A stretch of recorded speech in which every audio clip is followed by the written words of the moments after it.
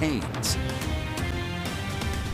Yeah, let's talk about that weather. Meteorologist Cedric Haynes in for Alana Brovey tonight, and he's watching all the big changes we need to know about tonight. Hey, Cedric. Hey there, Brian. Yes, you're correct. The big changes, because by the time you wake up tomorrow morning, the weather pattern will be vastly different from what we're dealing with out there right now. Look at these temperatures. 67 degrees still in Salt Lake City. It's 58 now in Logan, but you got into the 60s earlier this afternoon. 63 in Delta, Milford at 60 degrees, 67 in St. George. We've got 40s and 50s across the eastern half of the state, but it was an absolutely beautiful day. But let's talk about those changes, because our next storm system is approaching right now. Ahead of it, we've got that warm southerly breeze. That's what's actually bumped those temperatures up into the 60s and close to some record highs in spots. And then here's that blue line. That's a cold front, and that's our next storm system that arrives as we head into your Tuesday, particularly Tuesday morning. And that's what's going to bring the big changes to the region. So you probably didn't need a jacket. You're probably riding around with the windows down this afternoon. Tomorrow may be a different story,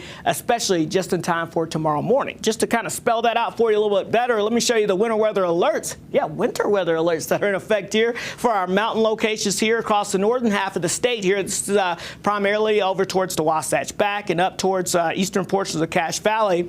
We're expecting the potential of some heavy mountain snowfall there for the Wasatch Mountains, where most mountain locations could pick up about 4 to 10 inches of snow. As you get up into some of the higher locations like the Cottonwoods, they could pick up close to a foot or a little bit more of new snow coming around, as snow levels will likely drop down to at least 6,000 feet.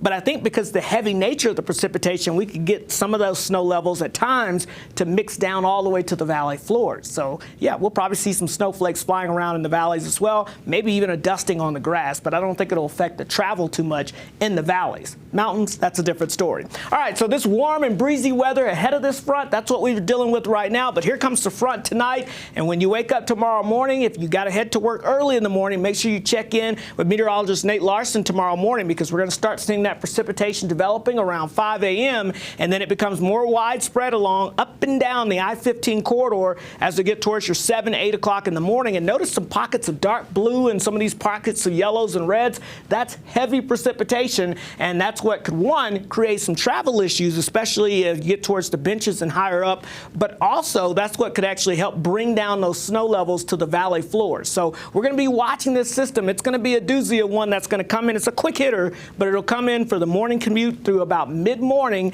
And then notice by lunchtime, we'll have the last of the snow showers pretty much moving out of the area. And this entire system is out of the Beehive State by 5 o'clock. So it's really going to be for the morning and midday time frame.